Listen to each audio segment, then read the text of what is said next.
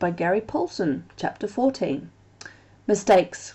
Small mistakes could turn into disasters. Funny little mistakes could snowball so that while you were still smiling at the humour, you could find yourself looking at death.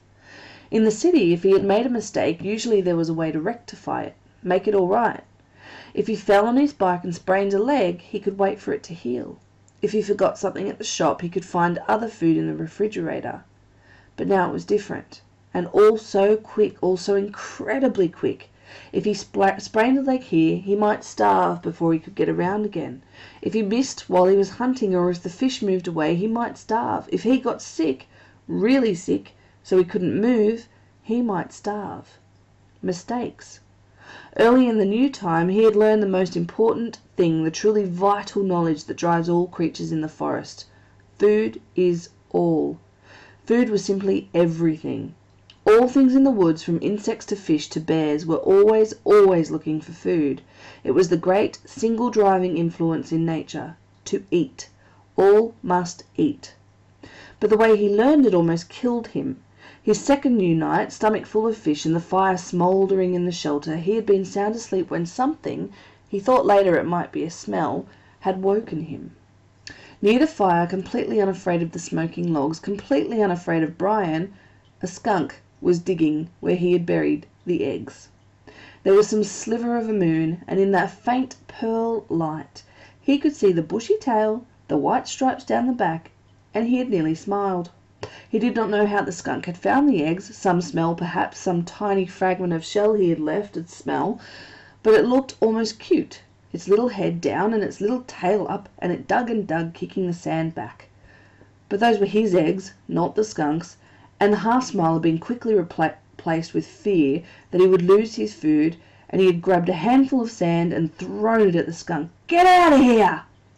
He was going to say more, some silly human words, but in less than half a second the skunk had snapped its rear end up, curved the tail over, and sprayed Brian with a direct shot aimed at his head from less than 4 feet away.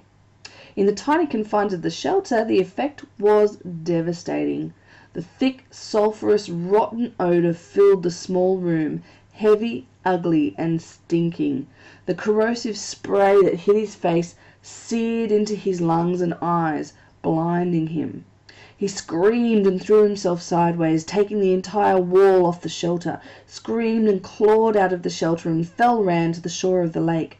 Stumbling and tripping, he scrambled into the water and slammed his head back and forth, trying to wash his eyes, slashing at the water to clear his eyes. 100 funny cartoons he had seen about skunks, cute cartoons about the smell of skunks, cartoons to laugh at and joke about. But when the spray hit, there was absolutely nothing funny about it. He was completely blind for almost 2 hours. A lifetime. He thought that he might be permanently blind, or at least impaired, and that would have been an end. As it was, the pain in his eyes lasted for days, bothered him after that for 2 weeks. The smell in the shelter, in his clothes, in his hair, was still there now, almost a month and a half later. And he had nearly smiled. Mistakes. Food had to be protected. While he was in the lake trying to clear his eyes, the skunk went ahead and dug up the rest of the turtle eggs and ate every one, licked all the shells clean, and couldn't have cared less that Brian was thrashing around in the water like a dying carp. The skunk had found food and was taking it, and Brian was paying for a lesson. Protect food and have a good shelter. Not just a shelter to keep the wind and rain out, but a shelter to protect, a shelter to make him safe. The day after the skunk, he set about making a good place to live. The basic idea had been good. The place for his shelter was right, but he just hadn't gone far enough. He'd been lazy, but now he knew the second most important thing about nature, what drives nature. Food was first, but the work for the food went on and on. Nothing in nature was lazy. He had tried to take a shortcut and paid for it with his turtle eggs, which he had come to like more than the chicken eggs from the shop. They were fuller somehow, had more depth to them. He set about improving his shelter by tearing it down. From dead pines up the hill he brought down heavier logs and fastened several of them across the opening, wedging them at the top and burying the bottoms in the sand. When he wove long branches in through them to make a truly tight wall, and still not satisfied, he took even thinner branches and wove those into the first weave. When he was at last finished, he could not find a place to put his fist through.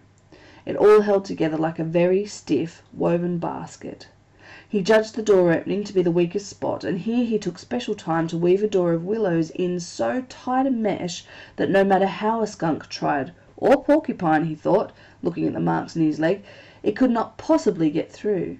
He had no hinges, but by arranging some cut-off limbs at the top of the right way, he had a method to hook the door in place, and when he was in and the door was hung, he felt relatively safe. A bear, something big, could still get in by tearing at it, but nothing small could bother him, and the wave of the structure still allowed the smoke to filter up through the top and out. All in all, it took him 3 days to make the shelter, stopping to shoot fish and eat as he went, bathing 4 times a day to try and get the smell from the skunk to leave. When his house was done, finally done right, he turned to the constant problem: food. It was all right to hunt and eat, or fish and eat, but what happened if he had to go a long time without food? What happened when the berries were gone and he got sick or hurt, or, thinking of the skunk, laid up temporarily? He needed a way to store food, a place to store food, and he needed food to store. Mistakes. He tried to learn from mistakes. He couldn't bury food again, couldn't leave it in the shelter, because something like a bear could get at it right away. It had to be high somehow, high and safe.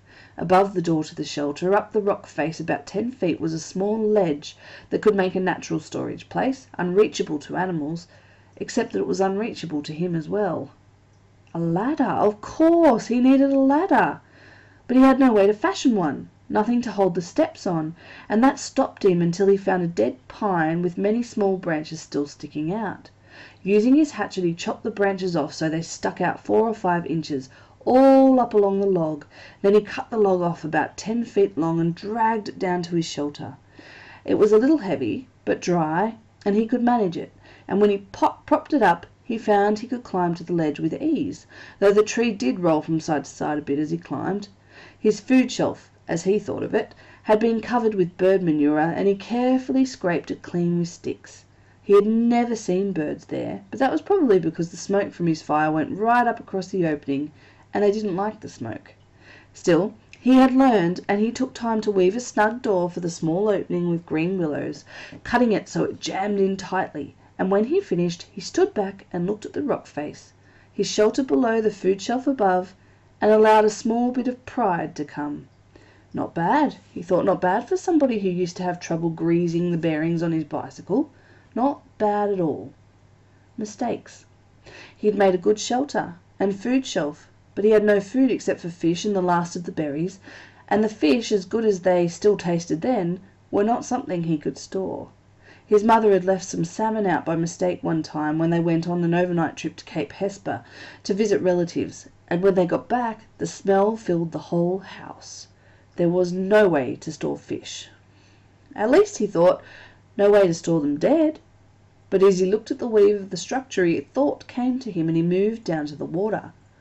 He had been putting the waste from the fish back in the water, and the food had attracted hundreds of new ones. I wonder. They seemed to come easily to the food, at least the small ones. He had no trouble now shooting them, and had even speared one with an old fish spear now that he knew how to aim low. He could dangle something in his fingers, and they came right up to it. It might be possible, he thought, might just be possible to trap them, make some kind of pond. To his right, at the base of the rock bluff, there were piles of smaller rocks that had fallen from the main chunk, splinters and hunks, from double fist size to some as large as his head. He spent an afternoon carrying rocks to the beach and making what amounted to a large pen for holding live fish. 2 rock arms that stuck out 15 feet into the lake and curved together at the end. Where the arms came together, he left an opening about 2 feet across. Then he sat on the shore and waited. When he had first started dropping the rocks, all the fish had darted away, but in his fish trash pile of bones and skin and guts was in the pond area, and the prospect of food brought them back. Soon, in under an hour, there were 30 or 40 small fish in the enclosure, and Brian made a gate by weaving small willows together into a fine mesh and closed them in. "Fresh fish!" he had yelled. "I have fresh fish for sale!" Storing live fish to eat later had been a major breakthrough, he thought. It wasn't just keeping from starving, it was trying to save ahead. Think ahead. Of course, he didn't know then how sick he would get of fish.